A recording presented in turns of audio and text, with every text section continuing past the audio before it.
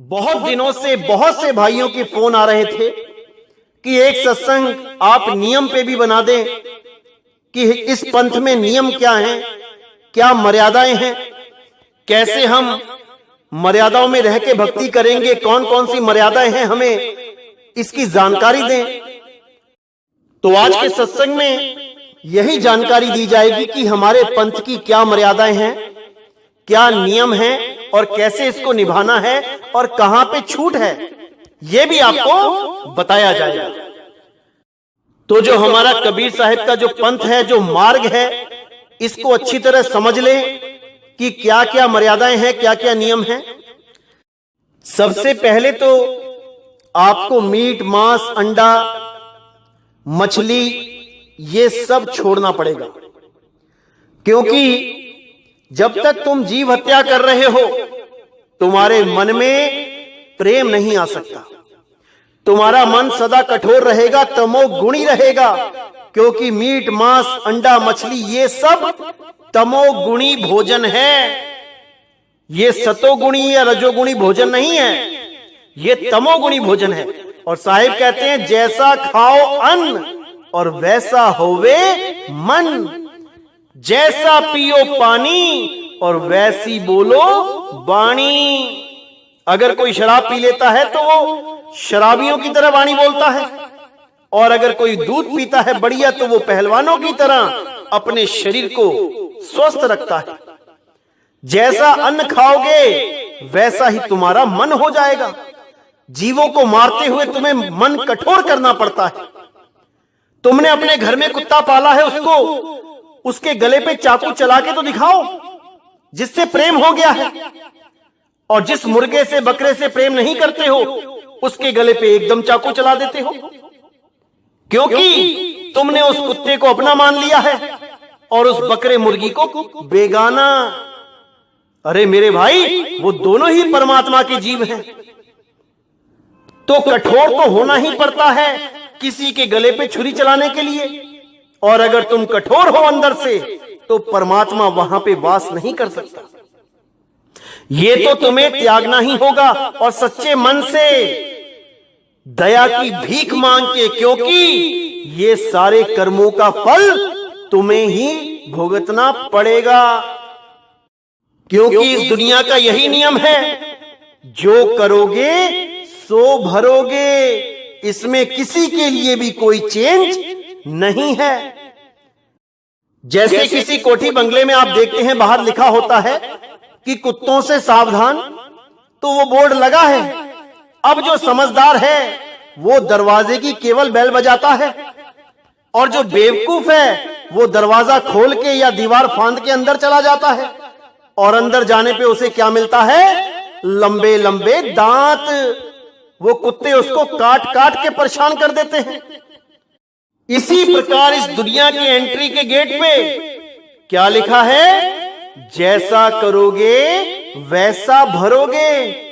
अब जो समझदार है वो बड़ी समझदारी से उतना ही कर्म करता है जितना वो भुगत सकता है, और जो मूर्ख है वो यहां आके पाप कर्म करने लग जाता है, छुरियां चलाने लग जाता है, जीवों की गर्दनों पे गोलियां मारने लग जाता है। उसको ये नहीं समझ रहता कि जो करोगे सो भरोगे।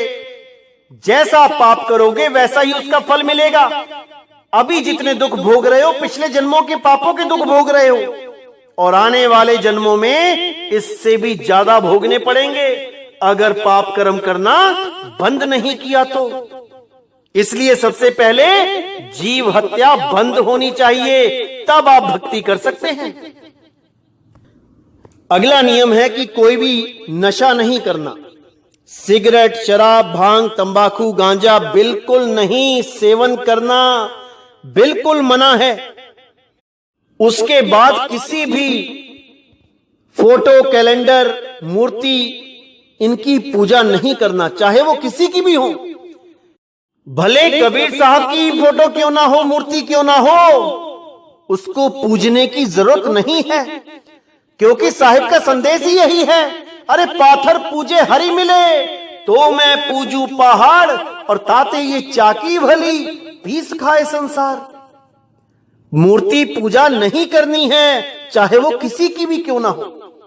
हां, गुरु की पूजा अति अनिवार्य है, क्योंकि गुरु देह नहीं है, गुरु ज्ञान है। जो ज्ञान आपको समझाया जा रहा है वो शब्द गुरु के माध्यम से ही समझाया जा रहा है, क्योंकि जो गुरु आपको यह बता रहा है कि तुम देह नहीं, तुम शब्द हो, तो वो स्वयं देह कैसे हो सकता है? इसको अच्छी तरह समझ लेना मेरे भाइयों। हमारे यहां संतों की पूजा होती है, चेतन सत्ता की पूजा होती है, ना कि देह की पूजा होती है। अज्ञानी जीव यही समझता रहता है, देखो ये अपने शरीर की पूजा करवा रहा है, लेकिन ज्ञानी जीव समझ जाता है कि ये शब्द गुरु की आराधना हो रही है, ये शब्द गुरु की वंदना हो रही है, ये शब्द गुरु की आरती हो रही है।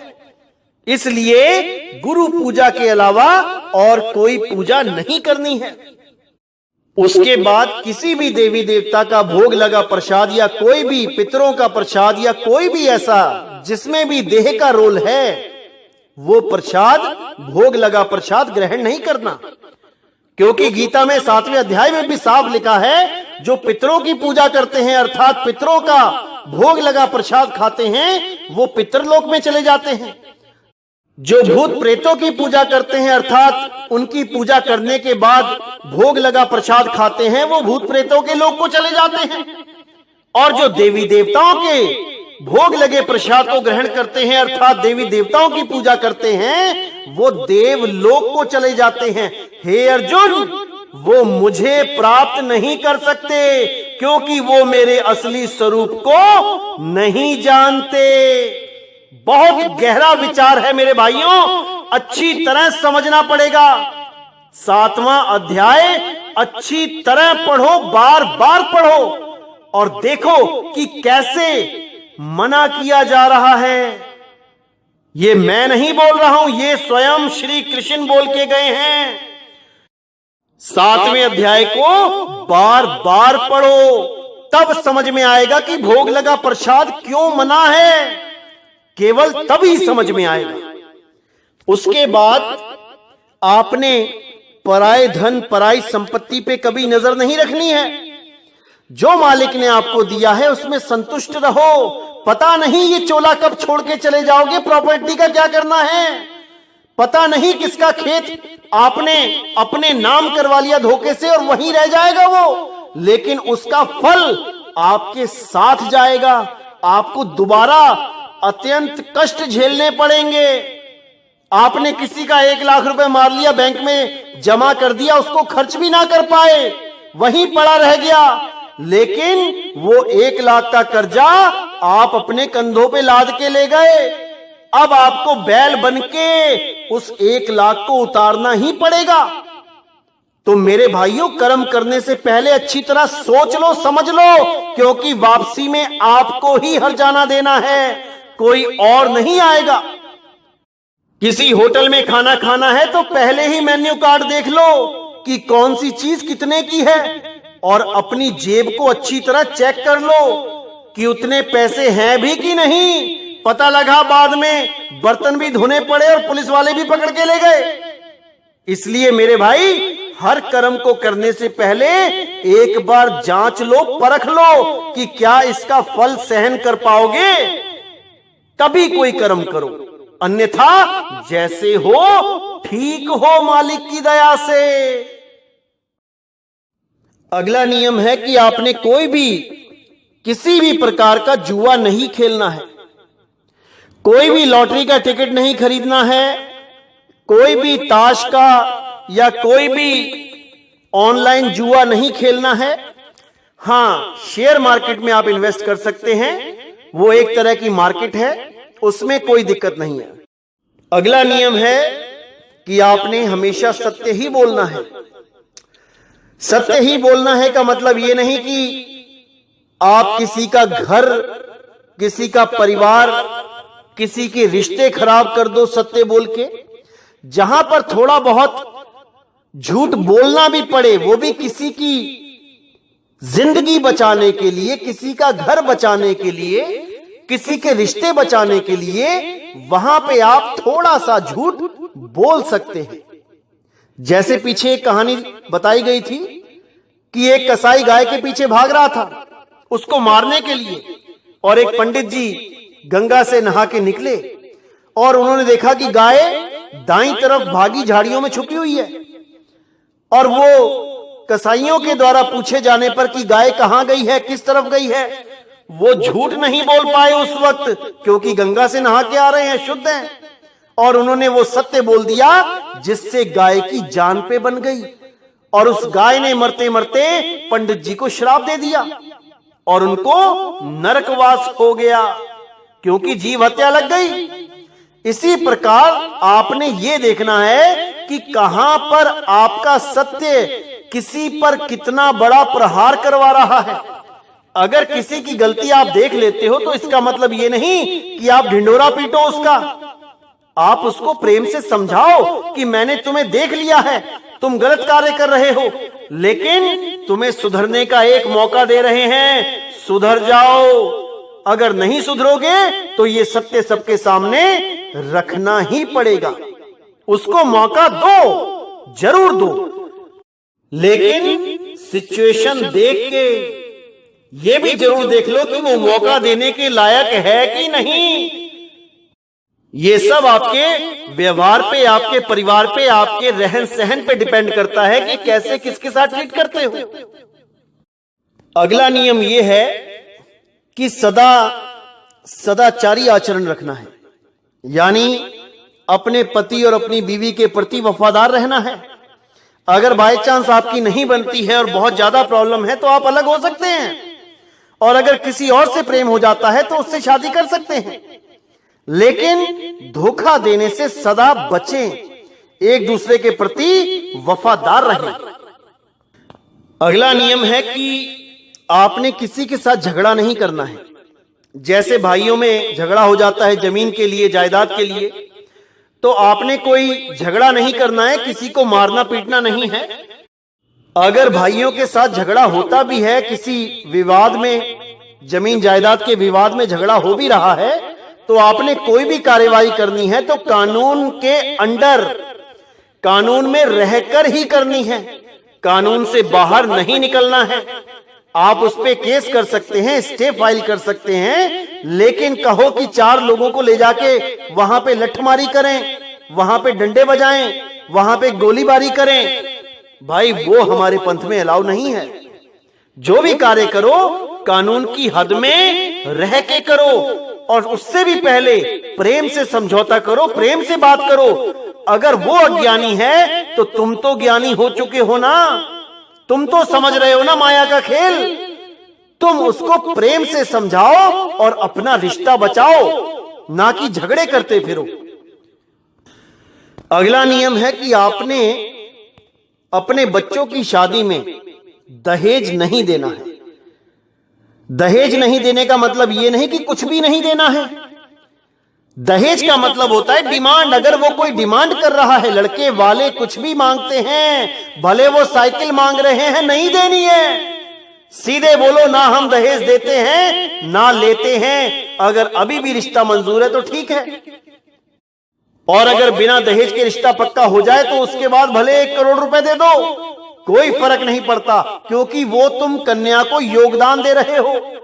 तुम किसी की डिमांड पूरी नहीं कर रहे, तुम उसको उसका हिस्सा दे रहे हो।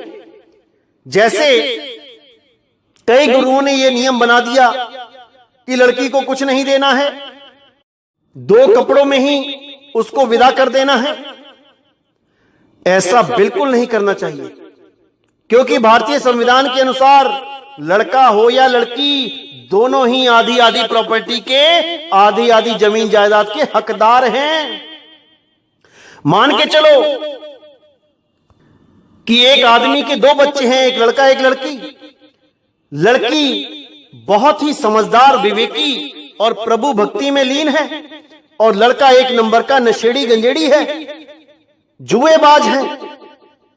अब उस आदमी ने गुरु के कहने पे लड़की को 2 कपड़ों में ही विदा कर दिया, और किसी कारणवश वो बेचारी ऐसी हालत से गुजरी कि उसको परिवार गरीब मिल गया। अब वो वहां पे नमक के साथ रोटी खा रही है और उसका भाई जो गंजेड़ी नशेड़ी है वो पिता की दौलत पे ऐश कर रहा है। वो अपनी बहन का भी हिस्सा मार के बैठ गया है, उसको भी नशे में उड़ाएगा, उसको भी जुए में हार के बैठ जाएगा, क्योंकि पिता की सारी संपत्ति ऑटोमेटिकली लड़के के पास पहुंच जाएगी। तो सोचो उस पिता ने कितना बड़ा अन्याय कर दिया अपनी लड़की के साथ, सोचो। इसीलिए बोल रहा हूं कि दहेज में साइकिल तक मत दो, लेकिन अपनी लड़की को पूरा योगदान दो। वो भी तुम्हारी ही बच्ची है, तुम्हारी ही कोख से पैदा हुई है भाई, उसका भी उतना ही हक है जितना लड़के का है। इस पे जरूर विचार करना। अगला नियम है कि किसी के भी मृत्यु भोज पे आपने भोजन नहीं करना है, क्योंकि यह सामाजिक बुराई है, सामाजिक कुरीति है। कुछ स्टेट्स में तो सरकार ने भी बैन कर दिया है कि मृत्यु भोज गैर कानूनी है। एक तो वैसे ही वहां पर एक जीव की हानि हो गई, जो कमाऊ पुत्र था वो चल बसा, उसकी आमदनी रुक गई, ऊपर से हम जैसे लोग जाके वहां पे लाख 2 लाख का खर्चा करवा देते हैं खाने पीने के लिए। अरे वहां कोई खुशियों का त्योहार का मौसम थोड़ी नहीं है कि वहां पे कोई शादी है कि तुम जाके वहां पे भोजन करके आ रहे हो। अरे तुम जा रहे हो तो कोई योगदान दे के जाओ, 10,000 5,000 20,000 जैसा जिसको बनता है वहां पे दो जाके। उसका कमाऊ पूत इस दुनिया से चला गया है, आमदनी का जरिया खत्म हो गया है, उसकी मदद करो, ना कि उन पे जाके और भार डालो। इसलिए वो भोजन ग्रहण नहीं करना चाहिए। जाने की कोई मनाही नहीं है, जरूर जाओ, उनको ऐसा ना लगे कि ये रिश्तेदार हमारी परवाह ही नहीं करता था। आप जाओ, अपनी शक्ल दिखाओ वहां पे, लेकिन भोजन ग्रहण मत करो। ये कुरीति है, इसको समाप्त करना है। धीरे धीरे करके जरूर समाज इस कुरीति को त्याग देगा। शुरुआत तो करो, जरूर करो। अगला नियम है कि कोई भी आपके घर में किसी की डेथ होती है तो उसकी अस्थियों को चुगने नहीं जाना है, क्योंकि आपको इस भ्रम से निकलना पड़ेगा कि अगर मैंने अस्थियां चुग के गंगा में नहीं डाली या किसी और नदी में नहीं डाली तो उसको मुक्ति नहीं मिलेगी, उसकी आत्मा भटकेगी। इस भ्रम से आपने बाहर निकलना है, क्योंकि जीव तो जा चुका है जहां जाना है। तोता उड़ गया है, पिंजड़ा जला दो चाहे दफना दो, इससे तोते को कोई फर्क नहीं पड़ता। इस भ्रम से बाहर निकलना होगा। हां, अगर आपके घर में कोई आपको कंपेल करता है, यानी आपके बड़े भाई या आपके पिताजी कहते हैं चलो साथ चलना पड़ेगा, तो आप जा सकते हो, लेकिन ज्ञान में रह के जाओ कि इन अस्थियों को चुगने से कुछ नहीं होने वाला। जिसने जहां जाना था वो जा चुका है। तो अगला नियम है, जिन भी दवाइयों में मांस का प्रयोग होता है, जैसे शार्क लीवर ऑयल यूज होता है, जिलेटिन कैप्सूल्स में नॉनवेज यूज होता है, उन कैप्सूल्स को आपने ग्रहण नहीं करना है। आपने डॉक्टर से सब्स्टिट्यूट मांगना है उसका। आप डॉक्टर को सीधे बोलो कि डॉक्टर साहब, इस दवाई पे, इस मेडिसिन पे लाल निशान है जो नॉनवेज का है, मैं नॉनवेज नहीं लेता हूं, आप कोई इसका सब्स्टिट्यूट दें, कुछ ना कुछ वेज में मुझे दें। और ऐसा जरूर होता है कि कोई ना कोई अदर ऑप्शन मिल ही जाती है। इसलिए जिन दवाइयों में मांस प्रयोग होता है उसको अवॉइड करें। अगला नियम है कि आप कोई भी त्योहार है उसको मना सकते हैं, चाहे आप हिंदू हैं, मुसलमान हैं, सिख हैं, ईसाई हैं, इससे कोई फर्क नहीं पड़ता। त्योहार मनाने से एकता बढ़ती है, प्रेम बढ़ता है। आप त्योहार मना सकते हैं, लेकिन कोई भी पूजा पद्धति नहीं करनी है। आत्म ज्ञान के सिवा किसी की भी पूजा नहीं करनी है, किसी भी शरीर की पूजा नहीं करनी है, किसी भी अंधविश्वास में नहीं उलझना है, कहीं पर भी सूरत को नहीं लगाना है सिवाय आत्म ज्ञान के। क्योंकि कृष्ण जी ने भी अध्याय 3 17वें श्लोक में बिल्कुल क्लियर कर दिया है कि हे अर्जुन, बहुत सी पूजाएं हैं, बहुत से यज्ञ हैं, बहुत से मंत्र हैं, तीर्थ हैं, व्रत हैं, बहुत कुछ है करने को, लेकिन जो भी जीव अपनी आत्मा में स्थिर हो जाता है, अपनी आत्मा में संतुष्ट हो जाता है, अपनी आत्मा में रमण करता है, हे अर्जुन, उसके लिए कोई भी कर्तव्य लागू नहीं है। वो सब कर्तव्यों से निवृत्त हो जाता है। उसके ऊपर कोई भी कानून लागू नहीं होता, क्योंकि वो सत्य को ग्रहण कर रहा है। इसको अच्छी तरह समझ लो मेरे भाइयों। अगर आपकी बहन राखी बांधने आती है और वो कबीरपंथी नहीं है, तो आपने ऐसा नहीं करना है कि उससे राखी नहीं बंधवानी है। उस बेचारी का दिल क्यों तोड़ते हो? वो आई है, राखी बंधवाओ। वो जाएगी, उसको उतार के अपने पास रख लो, कोई दिक्कत नहीं है। कोई दिवाली में आपको बुलाता है पटाखे चलाने को, चला सकते हो, वैसे तो नहीं चलाने चाहिए, प्रदूषण होता है, लेकिन अगर एक आधा चला भी लिया कोई दिक्कत नहीं है, कोई नामखंड नहीं होने वाला। कोई होली में आके आपको रंग लगा देता है, और अगर आपने भी थोड़ा सा लगा दिया तो कुछ पहाड़ नहीं टूटने वाला। ईद में अगर आपको कोई सिवई खिलाने के लिए बुला रहा है और आपने जाके खा ली, तो कोई पहाड़ नहीं टूटने वाला। बस बर्तनों का ध्यान रखना, ऐसे बर्तनों में भोजन मत करना जहां पर मांस का प्रयोग होता है। इस चीज का खास ख्याल रखना, बाकी कोई दिक्कत नहीं है। तो मेरे भाइयों, हर चीज को अच्छी तरह समझना है, हर चीज को अच्छी तरह जानना है, और हर प्रकार के भ्रम को अपने दिमाग से निकाल के केवल सत्य भक्ति करनी है। तभी जन्म मरण से पार हो पाओगे, तभी इस भव बंधन से छूट पाओगे। नहीं तो बार बार यही जन्मते मरते रहोगे, कुछ हाथ पल्ले नहीं रह जाएगा। इसलिए मेरे भाई, हर चीज को अच्छी तरह समझो और सबसे पहले गुरु धारण करो, क्योंकि जिसका कोई गुरु नहीं होता उसका जीवन शुरू नहीं होता।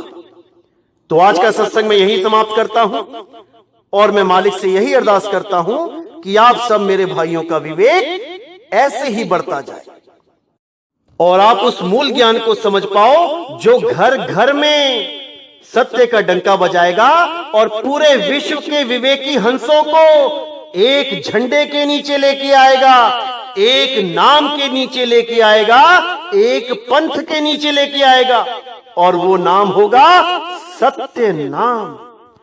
तो मेरे भाइयों, मुझे विदा करें।